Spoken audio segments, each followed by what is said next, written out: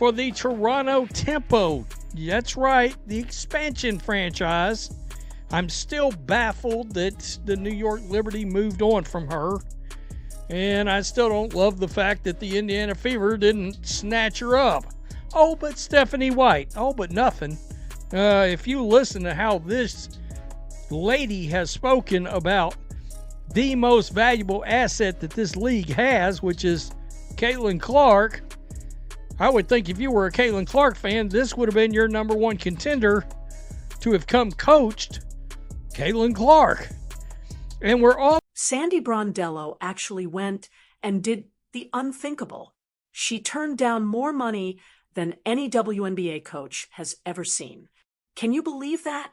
Offers poured in from powerhouse teams like the Dallas Wings and Seattle Storm, yet she walked away.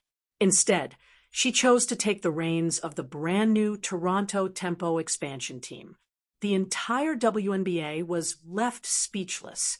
Everyone swore she was headed to Dallas to coach Paige Buchers. But no, she chose the unknown, giving up what could have been a record-breaking payday.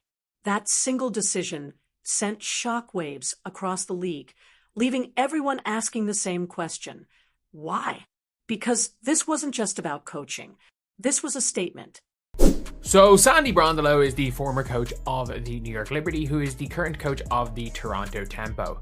Obviously, she's someone that was very much expected to be coaching the Dallas Wings. Everyone thought she was going to be coaching Dallas Wings, coaching Paige Buchers, and apparently she turned down more money. And from what I've been reading, I think she turned down the most money. As in, she turned down the most money a WNBA coach has ever been paid to not coach the Dallas. And get this, her entire move came wrapped in controversy. It all started when the New York Liberty unexpectedly let Brondello go back in September. The league was stunned, especially when the Indiana Fever didn't grab her right away. I mean, Brondello had spoken so passionately about Caitlin Clark, the league's biggest star at the moment. She honestly seemed like the perfect fit for the Fever, especially in the eyes of Clark's fans. To them, it felt like a huge missed chance, one that made everyone question what Indiana was even thinking. The Caitlin Clark effect should have pulled her in instantly, no doubt about it. Because there's also going to be, collateral things and benefits that come off playing with the Indiana Fever. Again, you're playing for the Dallas Cowboys of the WNBA, right? Far and away the most popular team. A lot of extra eyes on you, yada, yada, yada. Let's look at this first, because I found this to be interesting because she had job offers from 2 other clubs, talking about Sandy. After shockingly parting ways with the Liberty back in September, Sandy Brondello was named the coach of the WNBA expansion Toronto. But here's the twist. Reports started surfacing that Brondello had offers from at least 2 other WNBA teams. Yeah, Dallas and Seattle. And get this, one of them put a deal on the table worth way more than what Toronto offered. Nobody knows the exact numbers, but word is she turned down well over $1 million. That's massive for a WNBA coaching gig. This wasn't some minor pay cut. It was a deliberate choice to walk away from what could have been generational wealth. And that's exactly why everyone became obsessed with one question. Why did she really do it? As in, she turned down the most money a WNBA coach has ever been paid to not coach the Dallas Wings, to not coach Paige Buchers. And I get it. The organization is a big factor as well. But I'm sorry. Money talks, and also look, there are bad organizations where you're you know what? Yeah, this may not be the greatest organization in the world, but we're gonna win. And it's rare. So what did Brondello say? During her first press conference, she talked about something deeper, alignment and vision. She said, "This is a place I want it to be, to build a team from the ground up. that really excited me. There's a lot of alignment, but in the end, it was about the partnership. She even pointed to her bond with Toronto Tempo's general manager, Monica Wright-Rogers, describing their daily collaboration and that undeniable sense that it just felt right.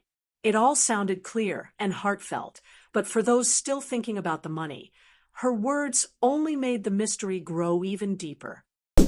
Apparently, a couple of other WNBA teams made offers to the coach, but she turned them down in order to start fresh with a new team. According to Front Office Sports, the Wings and the Storm also made offers to Brondello, with one of the teams offering more money than the Tempo ultimately did.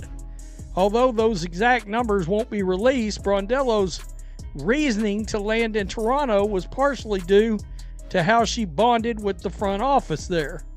Quote, "This is a place I wanted to be," Brondello said during her interview. Look, her decision wasn't just about the money, it was about the entire philosophy behind the organization. Brondello kept emphasizing partnership and collaboration, almost like she was searching for a place where she could truly shape things her way. She wanted control, a shared vision starting right from the top. And that's such a sharp contrast to what happens in big, established franchises, where a new coach often walks into old systems, politics, and layers of expectations. Her choice felt like a bold stand, a desire to build something completely new, untouched by the baggage of the past. And that was real, no matter what the paycheck said. Look, there are bad organizations where you're like, you know what, yeah, this may not be the greatest organization in the world, but like, we're going to win. And it's rare you see someone turn down a job like that to coach an expansion team where you're not going to win. This isn't the Vox. You don't benefit from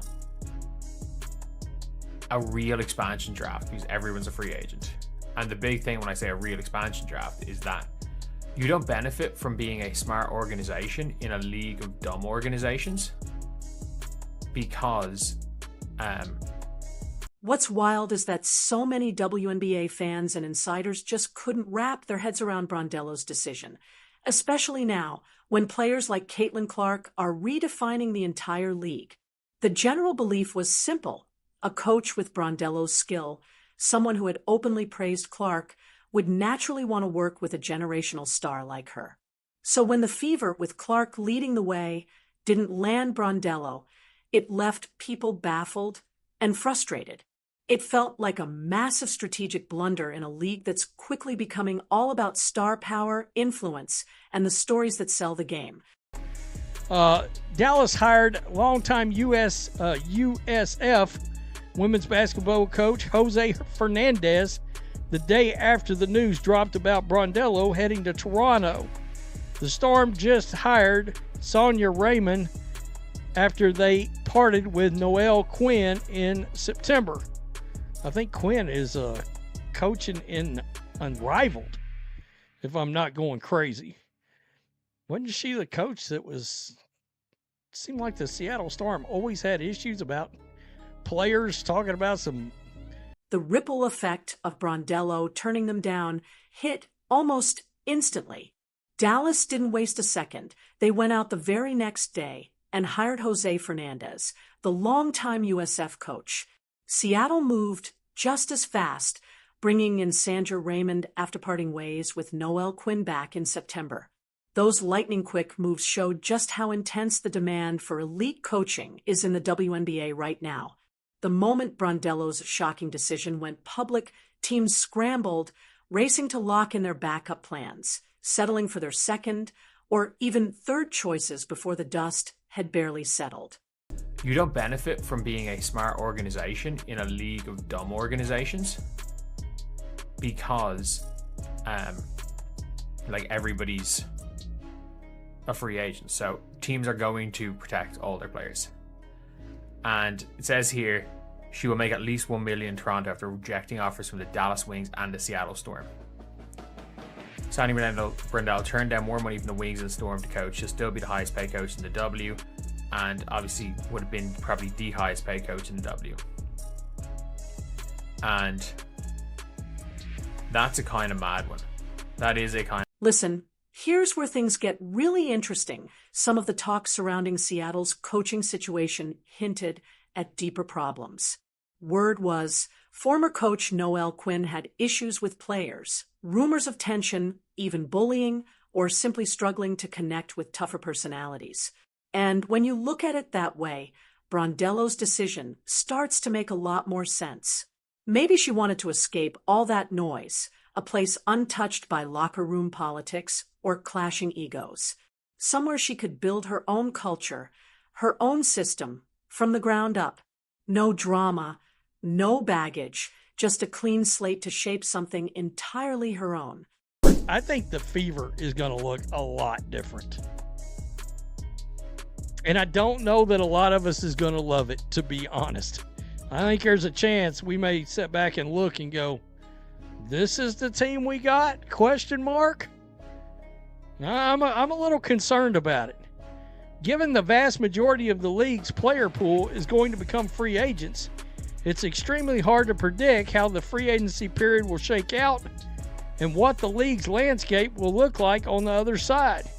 But it seemed guaranteed that the Fever will come out looking great because of one key difference between them and every. Even though the Indiana Fever missed out on Brondello, they're still sitting on a massive advantage heading into free agency this winter. Just think about their young core: Caitlin Clark, Aaliyah Boston, and Melissa Smith, all locked in on rookie contracts for years to come. That kind of stability is rare in the league. Clark and Boston alone are already viewed as two of the brightest stars in the WNBA, and together, they make Indiana one of the most appealing destinations for any free agent chasing both talent and momentum, which only deepens the mystery. Why would Brondello walk away from a setup this perfect? I don't know.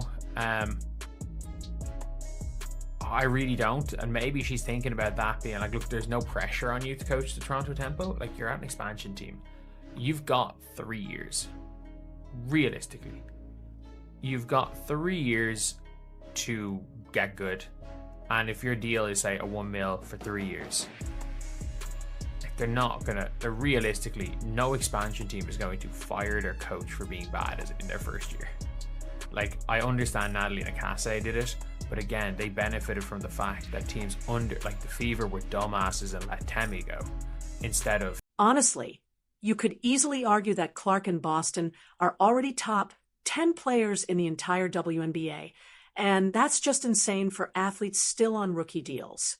The only other young player even close to that level is Paige Buchers from the Dallas Wings. Having that kind of elite, cost-controlled talent gives the Fever a rare advantage, especially in a league where veteran contracts can eat up so much cap space. That star power, the full force of the Caitlin Clark effect, should, in theory, make Indiana the dream destination for any coach, which is exactly why Brondello's choice feels so surprising, almost defiant, like she saw something the rest of us completely missed. The reason Indiana has a major edge heading into free agency period is that they have 3 players under team control with rookie contracts. These players are Michaela Timpson, Caitlin Clark, and Aaliyah Boston. There's a case to be made that Clark and Boston are 2 of the top 10 players in the WNBA right now. Is Aaliyah Boston a top 10 player in the WNBA? The only player who still is on a rookie contract that could potentially be in the same conversation is Dallas Wings star rookie Paige Buchers. Let me just look here. And what's even crazier is how wild this winter's WNBA free agency is shaping up to be. With the old CBA expiring, nearly every veteran player is hitting the open market, throwing teams into total chaos. No one really knows what rosters will look like a few months from now. The entire league is about to shift, making long-term planning almost impossible. And in the middle of all that uncertainty, Brondello's decision stands out even more, choosing to lead an expansion team instead of an established one. That's not just bold, it's fearless. She's willingly stepping into uncharted waters rather than getting caught in the unpredictable storm of veteran free agency. I'm in shock about the choice, if we're being completely honest. I'm in shock that this has happened. But like, hope her team makes the playoffs next season. They won't. They absolutely won't. But we have seen her turn down the Dallas Wings, and this is one of those jobs that I think a lot of people thought that the Wings was this like comparable job to last year's Fever team. Now, one possible reason behind Brondello's move might simply be the pull of less pressure. Coaching an expansion team gives you something rare in professional sports: a grace period. No one expects instant success from a brand new team. As one analyst put it, she probably has about 3 full years to shape something meaningful without the constant microscope or the do-or-die pressure of a contender. It's stability, it's breathing room, a chance to build without panic. And that's a huge contrast to places like Dallas or Seattle, where every season feels like a test, every loss a headline, and every decision a judgment. Watching the response and the treatment that Sophie Cunningham is receiving from some fans. I don't know if they were old Indiana Fever fans. Some people were saying, nah, it's actually like Angel Reese fans and old WNBA fans. I don't know. But we talked about all the great things that players could benefit from by coming to play around Caitlin Clark, and then when they do it, oh, that's a problem. Well, wait a minute. This ain't Burger King. You don't get to have it your way. You don't get. Plus, there's been plenty of criticism aimed at how past WNBA expansion teams handled things, and not all of it flattering. Some made baffling choices, from poor roster building to questionable protection decisions that hurt them for years. But by starting completely fresh in Toronto, Brondello gets a clean slate, a chance to build a smart, united organization from day one. No inherited chaos, no bad contracts, no messy front office baggage. It's a rare opportunity to focus on doing things the right way, building with purpose instead of chasing quick wins. And that alone shows how deeply she's thinking long-term, choosing integrity over instant impact. It's one of those things, but it is still an interesting thing with the Wings. As you would think having the opportunity to coach Malonga or coach Paige would absolutely be a more lucrative job than this. Clearly not. But yeah, it's a really interesting one there. And I wonder how much. So the sheer amount of money she walked away from, potentially over $1 million, and the chance to coach a generational player like Paige Buchers, it just blew people's minds. One analyst summed it up perfectly. She turned down $1 million. That's crazy. That's real money. And it's true, this wasn't some symbolic gesture. This was serious, life-changing cash. Her choice to step away from that kind of offer left fans and insiders alike in disbelief, trying to make sense of a move that seemed to defy every rule of logic and ambition in professional sports. Anyway, the team is going to look a lot different. I made my predictions. I thought Sophie would come back for sure. I'm not so sure now. In fact, I'm leaning a little unlikely, although I do believe when players make statements like she made the other day, it's a negotiating tactic. You see this in other sports all the time.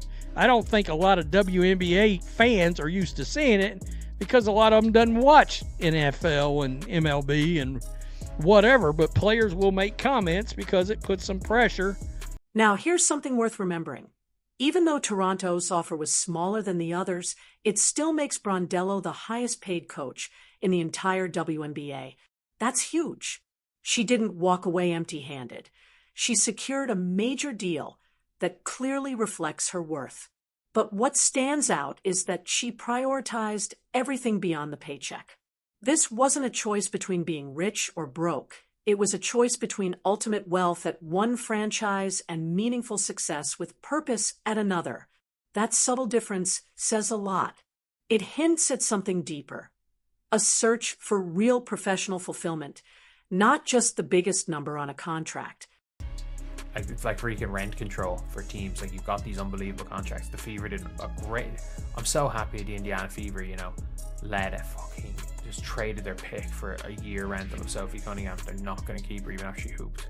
But anyway, yeah, that is pretty much it. Let me know what you guys think in the comment section below.